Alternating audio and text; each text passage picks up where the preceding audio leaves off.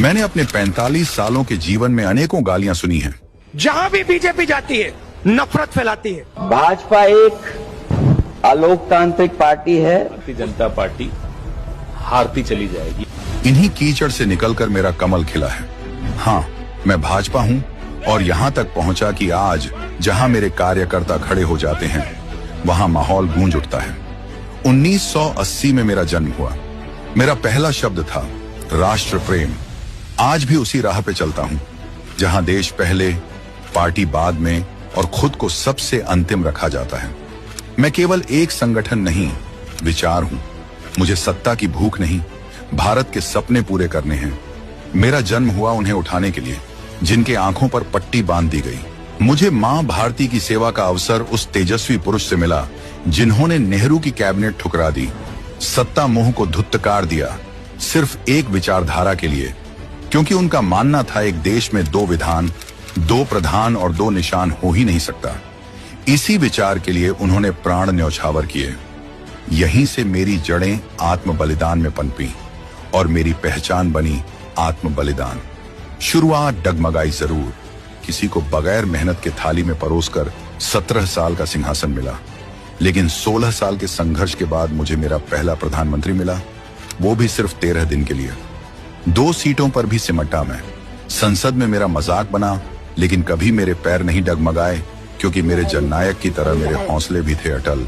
उनकी नीति, नियम, संयम और शब्दों की मधुरता ऐसी मानो वो चल रहे हों प्रभु राम के पद चिन्हों पर। सत्ता के लिए कभी समझौता नहीं किया। पोखरण में गर्जने से लेकर कारगिल में पाकिस्तान को धूल चटाने तक इतने कड़े कदम उठाए, लेकिन उन्होंने कभी मर्यादा नहीं लांघी। मैं तो देश में सुनहरी सड़कों का जाल बिछा रहा था और मेरा नेतृत्व चालसाजों की सूली पर चढ़ गया। मेरे नेताओं को कोर्ट कचहरियों में घसीटा गया। मेरी आत्मा को सांप्रदायिक कहकर कलंकित किया गया। मुझे विकास की धारा बनाने वालों को दंगों का दोषी बना दिया गया। मुझे बदनाम किया गया, लेकिन मैं खामोश रहा। अटल की शैली में मैं मौन रहा और मोदी की शैली में मैंने खुद को गढ़ना शुरू किया। मुझे 10 साल का वनवास मिला, लेकिन मैं राम जी की तरह लौटने का वादा लेकर चला और 2014 में मैं लौटा, अधर्मियों के पाप का नाश करने और सनातन को पुनर्स्थापित करने के लिए। जब मैं मोदी के रूप में ढला, तब कृष्ण की कूटनीति से चला। एक चाय वाला मुझे मेरे कर्मयोग में लेकर आया। उसने समझा कि सहिष्णुता की सीमा लांघी जा चुकी है, तो उसने कृष्ण की चतुराई को रणभूमि में उतारकर चुनौतियों का सामना किया। जिस अनुच्छेद 370 को छूना भी वर्जित था, उसे इतिहास बना दिया।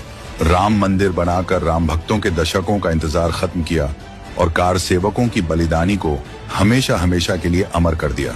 जहां अटल जी ने संविधान की मर्यादा में सीमाएं खींची थी, वहां मोदी जी ने राष्ट्र निर्माण की रेखाएं बना दी। एक ने नींव रखी, दूसरे ने उस पर इमारत खड़ी कर दी। आज मुझ में दोनों का अंश है। मैं अटल की मर्यादा भी हूं, मोदी की दूरदृष्टि भी हूं, करोड़ों कार्यकर्ताओं की निष्ठा भी हूं। मैं भाजपा हूं, सिर्फ एक पार्टी नहीं। मैं परंपरा भी हूं, परिवर्तन भी हूं और प्रण भी हूं। भारत को विश्व गुरु बनाने का